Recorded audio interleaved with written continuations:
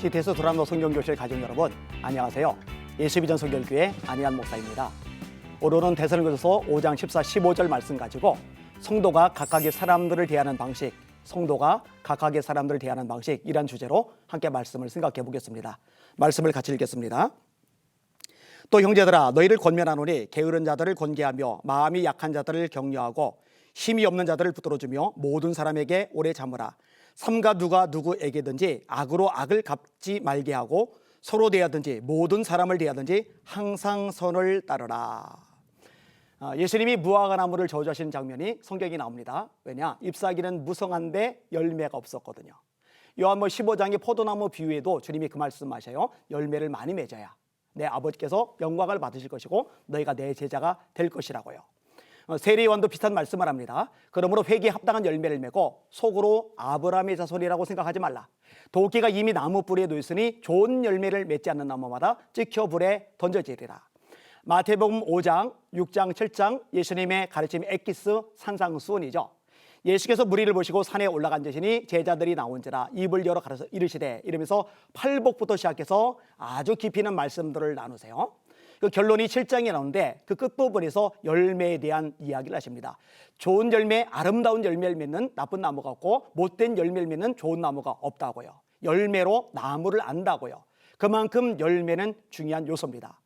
갈라디아서 5장 22절에 보니까 성령의 9가지 열매가 나요. 오직 성령의 열매는 사랑과 희락과 화평과 오래 참음과 자비와 양선과 충성과 온유와 절제니 이 같은 것을 금지할 법이 없느니라. 가만히 생각해 보면요, 이 9가지 성령의 열매는 예수님의 성품이에요. 또 예수님의 성품일 뿐만 아니라 예수님이 사람들을 대하시는 방식이에요. 사랑으로 대하시잖아요. 기쁨으로 다가가시잖아요. 화평하시잖아요. 오래 참으시잖아요. 인내하시잖아요. 이런 걸 보면요, 이 열매라고 하는 것들은 사람과 사람과의 관계성 속에서 가장 잘 드러난다, 이렇게 생각해 볼 수 있을 것입니다. 오늘 본문에 보면은 그 열매라고 할 수 있는 삶의 특징들, 삶의 방식들이 잘 묘사가 되고 있어요. 첫 번째 항목에 어떤 내용이 나오느냐, 이렇게 말씀을 해주고 계십니다. 또 형제들아, 너희를 권면하노니 게으른 자들을 권계하며, 게으른 자들을 권계하라. 게으른 자들을 권계하라. 이 게으르다는 말은 옛날 개역 한글에 보니까 규모 없는 자라, 이렇게 묘사를 하고 있거든요. 이게 원래 군대 용어예요. 격식을 갖추고 어떤 틀 안에서 제대로 삶을 살아가야 되는데 피곤하다고, 힘들다고, 어렵다고, 귀찮다고, 번거롭다고 이탈해버리면 문제가 생겨요. 그렇게 되면 안 되는 거죠. 성경은 게으름에 대해서 경계를 상당히 많이 해주고 있습니다. 네가 어느 때에 잠이 깨어 일어나기느냐, 네가 어느 때까지 누워있겠느냐, 어느 때에 잠이 깨어 일어나기느냐, 좀 더 자자, 좀 더 졸자, 손을 모고 좀 더 눕자 하니 빈공이 강도같이, 군핍이 강도같이, 빈공이 강도같이 하며 곤핍이 군사같이 이르리라. 게으르지 말고 열심을 품고 주를 섬겨라. 부지런하여 게으르지 말고 열심을 품고 주를 섬기라. 라오디게아 교회를 향해서 주님이 말씀하십니다. 그러므로 네가 열심을 내라. 열심을 내라. 회개하라. 볼지어다 내가 문 밖에 서서 두드리노니 누구든지 내 음성을 듣고 문을 열면 내가 그에게로 들어가 그로 더불어 먹고 그는 나로 더불어 먹으리라. 열심을 내란 얘기죠. 부지런해야 된다는 얘기죠. 게을러서는 안 된다는 얘기죠. 그러니까 게으른 사람들을 내버려 두지 말고 권계하라는 거요. 열심을 내도록 권면하고 세워나가라. 이게 오늘 본문의 말씀입니다. 성경에 보면요, 하나님이 병든 사람 쓰세요. 치유하시면 되잖아요. 하나님이 가난한 사람 쓰세요. 물질 주시면 되잖아요. 은도 내 것이요 금도 내 것이리라. 만군의 여호와의 말이니라. 물질 하나님 것이라고 학개서에 말씀하고 있잖아요. 나의 하나님이 영광 가운데 그 풍성한 대로 너희 모든 쓸 것을 채우시리라. 빌립보서 4장 19절 말씀, 주님은 채우실 능력이 있으시잖아요. 주시면 돼요. 모세가 하나님, 나는 입이 둔한 자입니다 했을 때 네 입을 만든 자가 누구냐? 다시 말해, 말을 잘하도록 도와줄 수 있는 분이 하나님이라는 거요. 재능도 주실 수 있는 거예요. 그런데 하나님이 잘 안 쓰시는 사람이 있더라고요. 게으른 사람. 성경상에 보면요, 뺀질거리는 사람을 하나님이 쓰신 예를 찾아보기가 어렵더라고요. 요셉이요, 성실해요. 아버지가 형들 안부를 물으러 보내요. 세겜까지 가요. 형들이 없어요. 그럼 그냥 돌아서 아버지 갔더니 형들이 없네요. 이래도 되는데 물어서 도단까지 가요. 참 아버지 심부름 하나 완수한다고 얼마나 열심을 내는지 몰라요. 다윗 보세요. 형들은 아버지와 함께 집안 제사에 참석을 해요. 국가지도자 사무엘을 모시고 이루어지는 제사예요. 근데 다윗은 양을 치고 있는 거예요. 아버지가 심부름을 보내 전쟁터에 큰형, 둘째형, 셋째형이 전쟁터 나갔거든요. 그러면 셋째형, 넷째형, 다섯째형, 여섯째형, 일곱째형, 5명이나 더 있는데 왜 형들 놔두고 나만 보내요? 이렇게 안 해요. 아버지 심부름으로 전쟁터에 가는 거예요. 양을 쳐요. 사자나 곰이 양을 물어가면 어떻게 해요? 사울 앞에서 다윗이 뭐라고 얘기합니까? 사자나 곰이 양을 물어가면 쫓아가서 찾아왔습니다. 그것들이 일어나 나를 치려면 내가 수염을 잡고 쳐 죽였나이다. 겨우 양 하나를 칠 때도 얼마나 성심성의껏 전력을 다해서 힘을 다해서 일을 하는지 몰라요. 여러분, 예수님이 제자를 부르실 때도요, 뺀질거리는 제자 부르신 적이 없어요. 베드로, 안드레 일할 때 부르시죠. 나를 따라오너라. 배를 버려두고 예수를 따라가요. 야고보와 요한도 마찬가지예요. 나를 따라오너라. 그물을 깃고 있을 때 그 붙인 세베대를 배와 함께 버려두고 예수를 따라났어요. 마태는 세관에서 계산하고 있을 때. 이렇게 열심히 일을 하는 사람들을 통해서 하나님이 일을 하시는 거죠. 야곱은 원래 아버지를 속이던 자예요. 형을 속이던 자예요. 그런데 라반의 집에서 일을 하는데 라반이 자기를 10번이나 속여요. 근데 라반에게 이야기할 때 이런 대목이 나와요. 내가 낮에는 더위를 무릅쓰고 밤에는 추위를 무릅쓰고 눈 붙일 겨를도 없이 지내었나이다. 아니, 뺀질이 야곱이, 아버지도 형도 속이던 야곱이 자기는 속으면서 라반을 속이지 않아요. 정말 열심히 일을 해요. 왜? 창세기 28장 베델 광야에서 하나님을 만났거든요. 저희 아버지가 알코올 중독에 쩔어 지내셨어요. 도박에 쩔어 지내셨어요. 돈을 준대도, 일당 준대도, 월급 준대도 일을 안 하시던 우리 아버지예요. 근데 우리 아버지가 예수님을 만나요. 그런데 희한한 일이 발생을 하더라고요. 성민교회가 건축을 하는데 1년 8개월 동안에 월급도 안 주는데 일당도 안 주는데 아침부터 밤까지 그렇게 열심히 일을 해요. 그 일이 끝나고 나서 조그만 슈퍼마켓 하나를 운영하시는데 정말 열심히 일을 해요. 제가 그때 깨달았어요. 예수님을 믿기 전에는 그렇게 뺀질거리던 우리 아버지가 예수님을 믿고 나더니, 주님을 제대로 믿고 나더니 삶이 달라지셨구나. 성실한 거죠. 열심을 내는 거죠. 참 아름답고 바람직한 삶의 모습입니다. 그다음에 두 번째 항목이 뭐냐? 마음이 약한 자들을 격려하라. 마음이 약한 자들을 격려하라.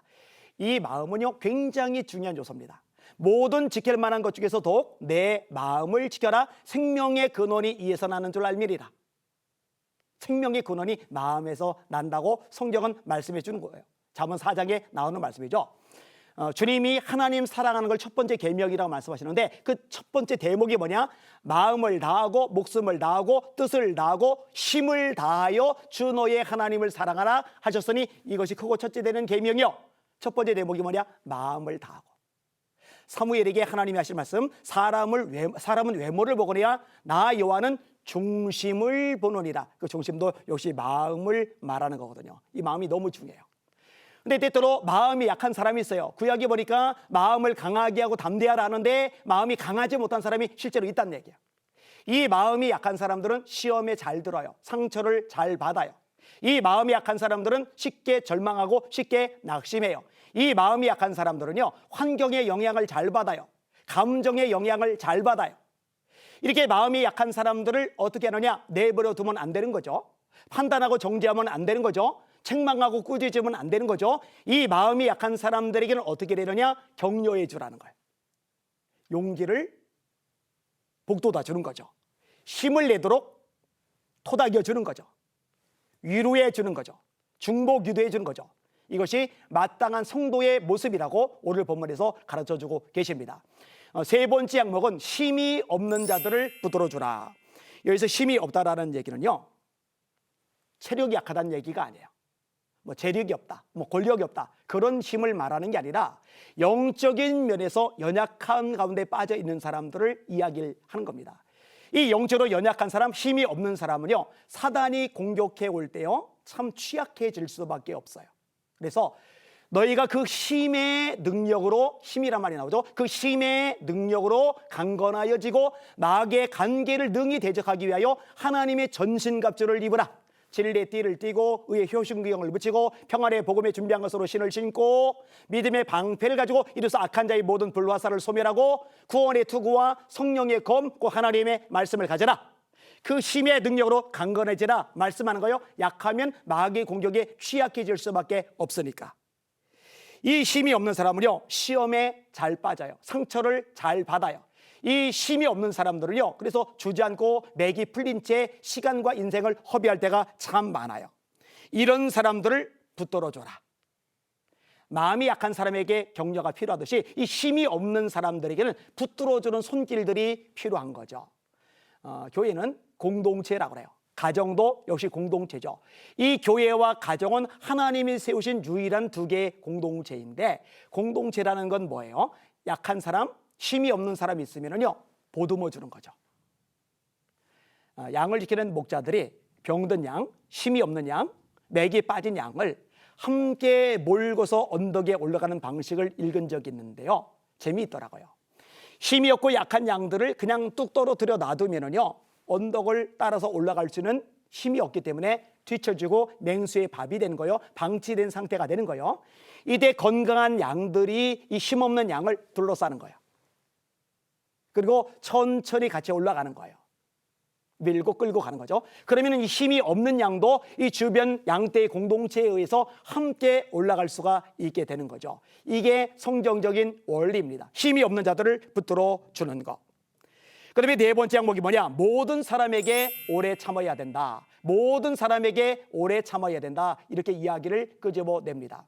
이 오래 참음은요, 성령의 9가지 열매 중에 하나죠. 사랑, 희락, 화평, 오래 참음. 성령 충만한 상태로 계속 삶이 이어져 나갈 때 비로소 맺혀지는 게 성령의 열매거든요. 바로 이 오래 참음은 이 성령의 열매 가운데 하나다. 이게 성경의 가르침이에요. 이 오래 참음은요, 또한 사랑의 특징 중에 하나입니다. 사랑은 사실은 신앙의 핵심이죠. 제가 참 좋아하는 말씀, 늘 묵상하는 말씀이 있는데, 믿음의 덕을, 덕의 지식을, 지식의 절제를, 절제의 인내를, 인내의 경거를, 경거의 형제의 우애를, 형제의 우애의 사랑을 공급하라. 믿음이 첫 출발이라면 사랑은 결국 종점이에요.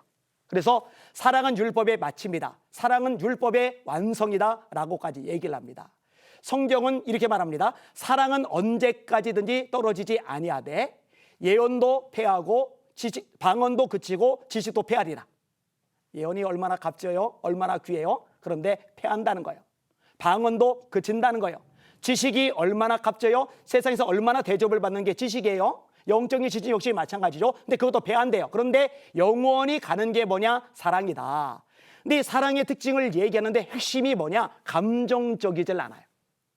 세상의 사랑은 감정적입니다. 한눈에 반하는 거요, 가슴이 끓어오르는 거요. 근데 시간이 지나면서 이 감정이 끓어오르는 거는 오래 못 가거든요. 식어들거든요. 그러면 결별하는 거요, 서로 간의 관계가 서먹서먹해지는 거요, 멀어져 가는 거요. 근데 성경에서 말하는 사랑은 감정적인 게 아니에요. 오히려 의지적인 거죠. 사랑은 오래 참고, 사랑은 온유하며, 시기하지 아니하며, 사랑은 자랑하지 아니하며, 교만하지 아니하며, 무례히 행하지 아니하며, 자기의 유익을 구하지 아니하며, 성내지 아니하며, 악한 것을 생각하지 아니하며, 불의를 기뻐하지 아니하며, 진리와 함께 기뻐하고, 모든 것을 참으며, 모든 것을 믿으며, 모든 것을 바라며, 모든 것을 견디느니라. 보세요. 제일 많이 나오는 항목이 뭔지, 사랑은 오래 참는데요. 사랑은 모든 것을 참는데요. 사랑은 모든 것을 견딘대요. 그러니까 이 오래 참음이 빠져나간 사랑은 성경에서 말하는 사랑일 수가 없는 거거든요. 예수님의 사랑은 오래 참음이죠. 요한복음 13장에 이렇게 말씀합니다. 예수께서 자기가 유월절 전에 세상을 떠나 아버지께로 돌아가실 때가 이른 줄 아시고 세상에 있는 자기 사람들을 사랑하시되 끝까지 사랑하시리라. 예수님이 겟세마네 동산에서 기도를 하세요. 아버지 할 말이 하시거든 이 잔이 내게서 지나가게 없어서 그러나 내 뜻대로 마시고 아버지의 뜻대로 되기를 원하나이다. 예수님의 수제자라고 말하는 베드로 툭하면 실수를 합니다. 무리를 걷게 해달라고 하더니 바람을 보고 무서워 빠져가는지라. 말구의 귀나 뱃쌓고 멀찍이 날아가니라. 예수님을 3번 부인하는데 3번째는 저주까지 하고 부활의 예수님을 만났는데 나 물고기 잡으러 갈래 옛삶으로 되돌아가 버리고. 이 정도면은요 싹수가 노랗죠. 이 정도면 가능성이 없죠. 기대할 게 없죠. 이제 자기 발로 예수님께 오지도 못하는 이 베드로, 예수님은 참 오래 참으세요. 자기 발로 오지 못하니까 예수님이 당신의 발로 갈릴리 바다까지 찾아가세요. 물고기를, 그것도 큰 물고기를 153마리나 잡게 하세요. 숯불을 펴놓으세요. 고기를 구워서 먹이세요. 떡을 데펴서 먹이세요. 이걸 가리켜서 오래 참음이다 라고 이야기를 끄집어내는 겁니다. 이 오래 참음은 신앙 성숙의 표지 중에 하나입니다. 인간은 본성상 오래 참기가 어려워요. 그런데 신앙이 성숙해 갈수록 이 오래 참음이 가능해지는 겁니다. 모세는 오래 참음의 대명사입니다. 원래 이 모세는요, 혈기가 왕성하던 사람이에요. 히브리 사람이 애굽 사람에게 고통을 겪을 때 이 광경을 본 모세가 분을 못 이겨서 애굽 사람을 쳐 죽여요. 모래 밑에 감춰버려요. 그런데 이게 바로에게 발각이 돼요. 피해서 도망을 갑니다. 미디안 광야에서 40년을 지나요. 그 40년의 생에 왕궁에서 제왕 수업을 받을 때와 비교하면 너무너무 형편없는 상황에 굴러떨어졌죠. 출애굽기 3장에 보니까 모세가 그 장인 이도로의 양을 칠 때에 하나님이 호렙산 떨기나무 불꽃 가운데서 모세를 부르세요. 이도로의 양을 칠 때에 40년간 양을 쳤는데 자기 양이 없는 거예요. 1년에 10마리씩 자기 양을 불려나가면 40년 양 치면 400마리 자기 양이 돼요. 1년에 5마리씩 자기 양을 불려나가면 40년 양을 치면 200마리 자기 양이 돼요. 그런데 40년 동안 양을 쳤는데 자기 양이 없어요. 장인 어른의 양을 쳐요. 여전히 처가 살이. 아내 십보라 입장에서 무능력한 남편이죠. 경제력이 없는 남편이죠. 소가리를 할 수밖에 없는 거예요. 가진 것이라고는 지팡이 딸랑 하나. 게다가 이전에는 말이 능했어요. 성경에 보니까 스데반의 설교 속에서 말과 행사가 능하더라. 모세 얘기예요. 말과 행사가 능하더라. 근데 출애굽기 3장에 보니까 나는 입이 둔한 자입니다. 성경이 모순이다. 오류다. 아니 신약에서는 말이 능하다고 돼 있는데 구약에서는 입이 둔하다고 돼 있고 그거 아니거든요. 40년 동안 하루 종일 양들하고만 보내다 보니까 유창한 언변을 가졌던 모세가 입이 둔해진 거예요. 어버버해진 거예요. 그리고 나이는 이제 너무너무 많아졌죠. 그런데요, 이 40년의 세월이 헛수고가 아니에요. 부질없이 지나간 허송 세월이 아니에요. 왜냐? 이 40년의 기간 동안에 모세가 온유해졌거든요. 모세는 온유함이 지면에 있는 모든 사람보다 더하더라. 이 온유함의 특징 중에 하나가 뭐냐? 오래 참음이에요.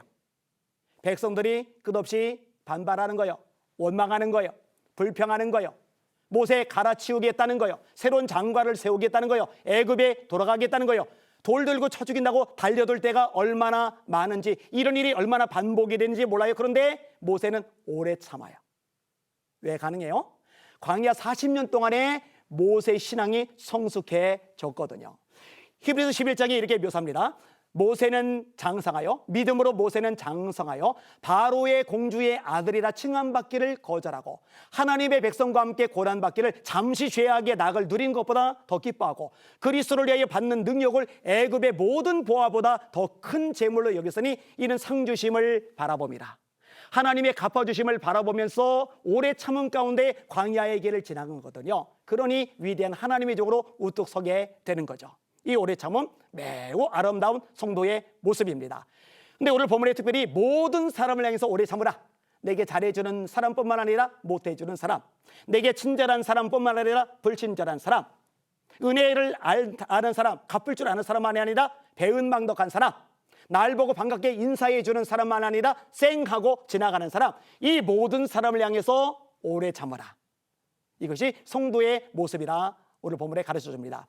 5번째 항목입니다. 악으로 갚지 말고 선을 따르라. 악으로 갚지 말고 선을 따르라. 삼가 누가 누구에게든지 악으로 악을 갚지 말게 하고 서로 대하든지 모든 사람을 대하든지 항상 선을 따르라. 사실 우리가 사는 세상은 악이 많아요. 또 내게 악을 행하는 사람들도 굉장히 많아요. 여러분, 이삭이 아버지의 우물, 아브라함이 판 우물을 가지고 있는데 블레셋 사람들이 그 우물을 흙으로 돌로 메꿔 버리는 거예요. 그 재산상 피해를 입힌 거죠. 악의 악. 이삭이 100배 농사를 지니까 그 땅 도로 내놓으라는 거예요. 못됐죠? 악의 악. 이삭의 종들이 우물을 팠더니 우리 거라고 뺏어가요. 그래서 그 우물 이름을 에색 다툼이라고 붙여요. 또 우물을 봤더니 그 우물을 또 뺏어가요. 그 우물을 신나 대적이라고 이름을 붙여요. 블레셋 왕 아비멜렉이 이삭을 쫓아내요. 너 우리 땅에서 나가. 악이죠, 악. 자, 요셉이 아버지 야곱의 사랑을 많이 받아요. 형들이 시기를 해요. 요셉의 꿈 때문에 더 미워하는 거예요. 여러분, 아무리 동생이 미워도 그렇지 어떻게 동생을 죽인다고 기어 나오지 못한 깊은 웅덩이 속에 집어넣습니까? 죽일 목적으로 집어넣은 깊은 웅덩이니까 끈에 매달아 조심스럽게 달아내릴 리가 없어요. 허리 안 부러진 게 다행이고 다리 안 꺾인 게 다행이고 목이 안 상한 게 다행이죠. 어떻게 자기 동생을 돈 받고 팔아먹습니까? 악이죠, 악. 너무너무 큰 악을 행한 거예요. 다윗을 죽이려는 사울, 나라를 구했는데 여자들의 노래소리가 귀에 거슬린 거요. 사울의 죽인 자는 천천히요, 다윗의 죽인 자는 만만히로다. 시기가 날 수 있어요. 마음이 상할 수 있어요. 섭섭할 수 있어요. 그러나 죽일 일은 아니잖아요. 근데 단창을 쥐고 던지는 거예요. 악이죠, 악. 예수 믿는 사람들도 마찬가지요. 세상을 살아가는데 내가 잘못한 게 아닌데, 죄를 진 게 아닌데, 피해를 입힌 게 아닌데, 공격한 게 아닌데, 나는 성실하게 하나님의 백성답게 살아갔을 뿐인데 악을 행하는 사람들을 만날 때가 있어요. 이럴 때 안 좋은 반응들이 있어요. 분노하는 것. 또 안 좋은 반응이 있어요. 억울해하고 절망하는 것. 또 안 좋은 대응 방법이 있어요. 원망하고 불평하는 것. 또 안 좋은 대응 방법이 있어요. 그대로 나도 되갚아주는 것. 복수하는 것. 근데 성경은요, 이 부분을 명확하게 가르쳐 줍니다. 주님이 뭐라고 하세요? 너희를 핍박하는 자를 위하여 기도하라. 너희 원수를 사랑하라. 이게 주님이 가르쳐 주시는 말씀이에요. 성경은 뭐라고 말씀하십니다? 친히 원수를 갚지 말고 진노하심에 맡기라. 기록하시되 원수 갚는 것이 내게 있으니 내가 갚으리라고 주께서 말씀하시느니라. 세상 사람들과 다르기 때문에 빛이잖아요. 세상 사람들과 다르기 때문에 하나님의 백성인 거죠. 하나님의 사람인 거죠. 하나님의 아들과 딸인 거죠. 세상에 발을 디디고 살아가지만 세상의 원리 가치관에 의해서 살지 않고 하늘의 원리, 하늘의 가치관에 의해서 살기 때문에 우리는 하늘에 속한 사람인 거잖아요. 자, 요셉이 이가 갈릴 만한 일을 당했어요. 17살에 부모 떠나서 낯선 땅 애굽에서 종살이를 했잖아요. 얼마나 비참해요. 얼마나 아버지가 그리워요. 얼마나 자기 신세가 처량하고 힘들어요. 그러면은 원한이 가득할 만한데 정작 힘이 생겼을 때 두려워 떠는 형들이 어쩔 줄 몰라 하는 상황에서 요셉이 이렇게 말합니다. 형님들, 나를 애굽에 팔았으므로 한탄하지 마소서. 근심하지 마소서. 형님들이 우리 가족의 생명을 구원하시려고 나를 먼저 애굽에 보내신 것입니다. 아버지 야곱이 돌아가셨을 때 형들이 또 두려워 떨어요. 그때 요셉이 두려워 떠는 형들을 보면서 울어요. 요셉이 울었더라. 그리고 그들을 간곡한 말로 위로했다고 성경은 말씀해 주고 있어요. 그리고 이렇게 말합니다. 내가 형님들과 형님들의 가족들을 먹일 겁니다. 성경을 말씀하죠. 악에게 지지 말고 선으로 악을 이기라. 악에게 지지 말고 선으로 악을 이기라. 악에게 지는 것은 뭐예요? 불평하는 것, 원망하는 것, 분노하는 것, 안갚음하는 것, 복수하는 것. 근데 악에게 지지 않고 선으로 악을 이기는 것은 뭐예요? 상대방은 악으로 다가왔지만 나는 예수 믿는 사람이기 때문에, 예수님의 제자이기 때문에, 예수님의 백성이기 때문에 악이 아니라 오히려 선을 베푸는 것. 이것이 하나님을 섬기는 사람의 마땅한 모습이라고 오늘 본문에서 가르쳐주고 계십니다. 자, 5가지 원리, 사람을 대하는 원리. 게으른 사람들은 권계해줘라.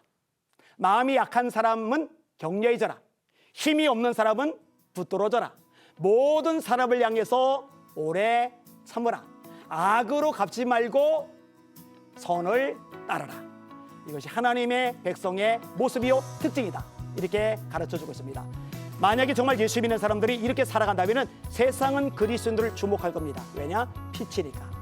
이 방송을 들은 CTS 시청자 여러분, 하나님의 사람답게 사람을 대하는 방식이 우뚝 세워져 나가기를, 주님의 기뻐하시는 모습이 되어져 나가기를 주님의 이름으로 축원합니다.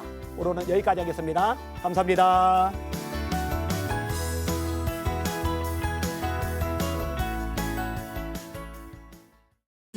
이 프로그램은 CTS 방송가족의 사랑과 후원으로 제작되었습니다.